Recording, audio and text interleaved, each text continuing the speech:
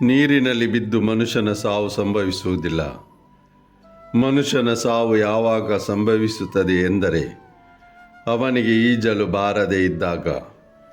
ಪರಿಸ್ಥಿತಿಯು ಯಾವಾಗಲೂ ಸಮಸ್ಯೆ ಆಗುವುದಿಲ್ಲ. ಸಮಸ್ಯೆ ಯಾವಾಗ ಆಗುತ್ತದೆ ಎಂದರೆ ಅದನ್ನು ಎದುರಿಸಲು ತಿಳಿಯದೆ ಹೋದಾಗ. ಸಣ್ಣದಾದ ಕತೆ. ಈ ಕತೆ ಒಬ್ಬ ದಿವ್ಯಾಂಗ ರಾಜನದು. ಅವನ ರಾಜ್ಯದಲ್ಲಿ ಯಾವುದೇ ಸಮಸ್ಯೆ ಇರಲಿಲ್ಲ. ಎಲ್ಲರೂ ಸಂತೋಷದಲ್ಲಿದ್ದರು. ಮೇಲೆ ಇರುವವನಿಗೆ ಧನ್ಯವಾದ ಹೇಳುತ್ತಿದ್ದರು.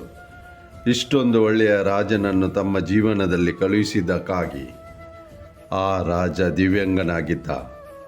ಅವನಿಗೆ ಒಂದು ಕಣ್ಣು ಇರಲಿಲ್ಲ, ಒಂದು ಕಾಲು ಕೂಡ ಇರಲಿಲ್ಲ. ಆದರೆ ರಾಜನಿಗೆ ಈ ವಿಷಯದಲ್ಲಿ ಚಿಂತೆ ಇರಲಿಲ್ಲ. ಒಂದು ದಿನ ರಾಜ ತನ್ನ ಅರಮನೆಯ ಗ್ಯಾಲರಿಯಲ್ಲಿ ತಿರುಗಾಡುತ್ತಿದ್ದ. ಫೋಟೋಗಳನ್ನು ನೋಡುತ್ತಿದ್ದ. ತುಂಬ ಸುಂದರವಾದ ಪೇಂಟಿಂಗ್ ಇಟ್ಟಿದ್ದರು.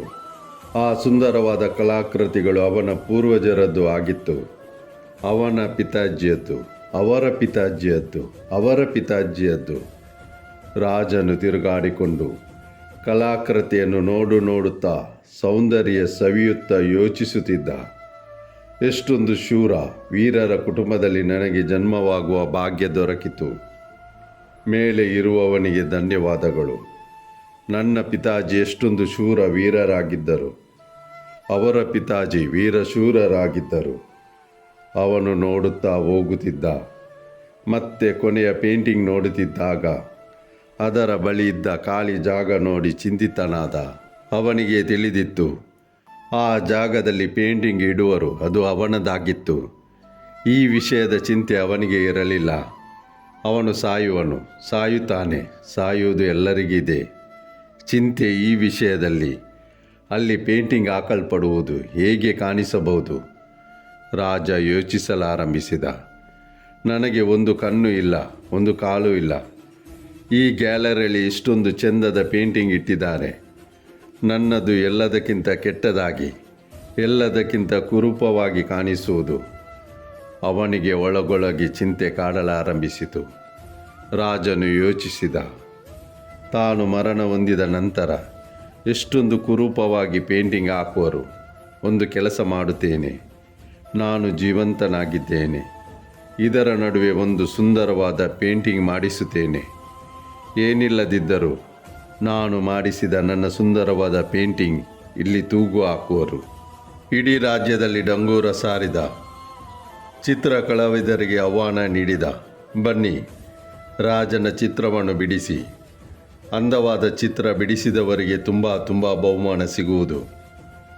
ಕಲಾವಿದರಿಗೆ ತಿಳಿದಿತ್ತು, ಚೆಂದವಾದ ಚಿತ್ರ ಬಿಡಿಸಿದರೆ ಬಹು ಅಮೂಲ್ಯವಾದ ಬಹುಮಾನ ದೊರೆಯುವುದು.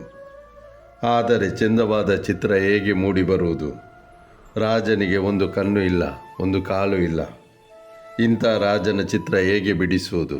ಚಿತ್ರಕಾರರು ಯೋಚಿಸುತ್ತಿದ್ದರು. ಬಹುಮಾನದ ಮಾತು ಬಿಟ್ಟು ಬಿಡಿ. ಒಂದು ವೇಳೆ ಕೆಟ್ಟದಾಗಿ ಮೂಡಿಬಂದರೆ ರಾಜ ಕೋಪಗೊಳ್ಳುವನು, ಶಿಕ್ಷೆ ಸಿಗುವುದು. ಆದುದರಿಂದ ದೊಡ್ಡ ದೊಡ್ಡ ಕಲಾವಿದರು ಮುಂದಕ್ಕೆ ಬರಲಿಲ್ಲ.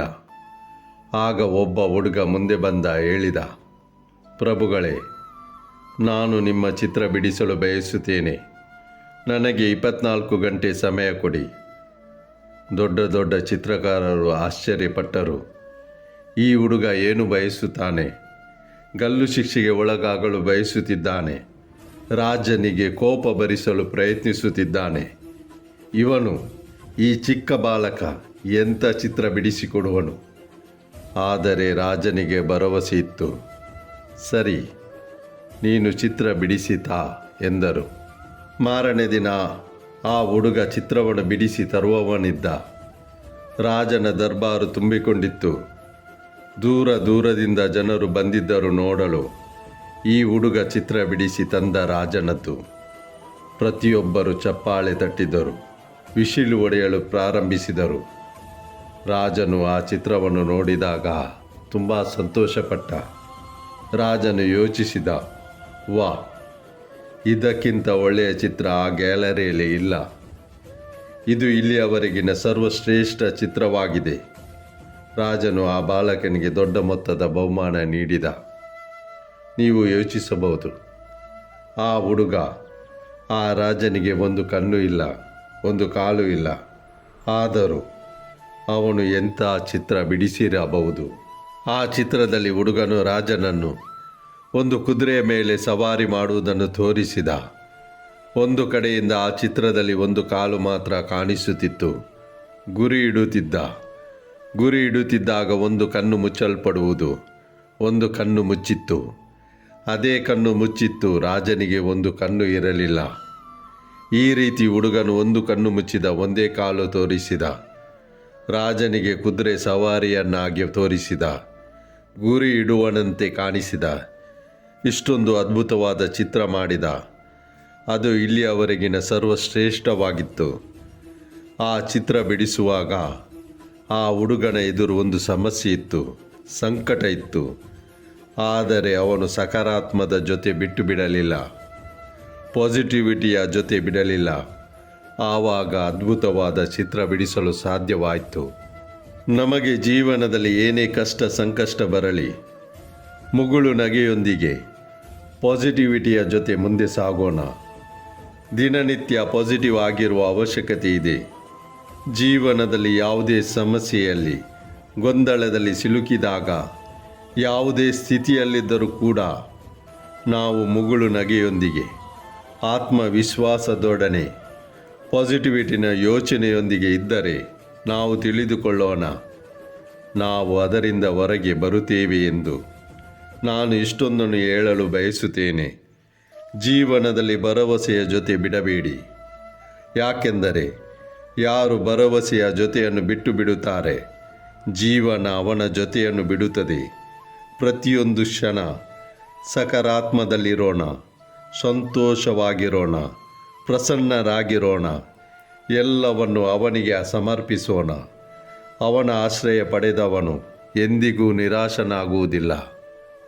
ಸ್ನೇಹಿತರೆ, ಈ ಸಂದೇಶ ನಿಮಗೆ ಸರಿ ಎಂದು ಅನಿಸಿದರೆ ಲೈಕ್ ಮಾಡಿ, ನಿಮ್ಮ ಪ್ರೀತಿ ಪಾತ್ರದವರಿಗೆ ಶೇರ್ ಮಾಡಿ. ನಾವು ಸದಾ ಪಾಸಿಟಿವ್ ಆಗಿ ಚಿಂತಿಸಲು ಪ್ರಯತ್ನಿಸೋಣ. ಮೇಲೆ ಇರುವವನ ಆಶೀರ್ವಾದದಿಂದ, ನಿಮ್ಮವರ ಪ್ರೀತಿಯಿಂದ, ನಿಮ್ಮ ಆತ್ಮವಿಶ್ವಾಸದಿಂದ ಪ್ರಯತ್ನಿಸಿ ಗೆಲುವು ನಿಮ್ಮದಾಗಿಸಿ. ಈ ಜಗತ್ತು ನಿಮ್ಮನ್ನು ಹಿಂಬಾಲಿಸುವಂತೆ ಮಾಡಿ. ನೀವು ನಮ್ಮ ಚಾನೆಲ್ ಸಬ್ಸ್ಕ್ರೈಬ್ ಮಾಡದೇ ಇದ್ದರೆ ಸಬ್ಸ್ಕ್ರೈಬ್ ಮಾಡಿ. ನಿಮ್ಮ ಬೆಂಬಲವೇ ನಮ್ಮ ಶಕ್ತಿ. ನಿಮ್ಮ ಭೇಟಿ ಮುಂದಿನ ಕಥೆಯೊಡನೆ. ಅಲ್ಲಿಯವರೆಗೆ ನಿಮ್ಮ ಕಾಳಜಿ ವಹಿಸಿ. ಸದಾ ನಗುನಗುತ್ತಾ ಇರಿ.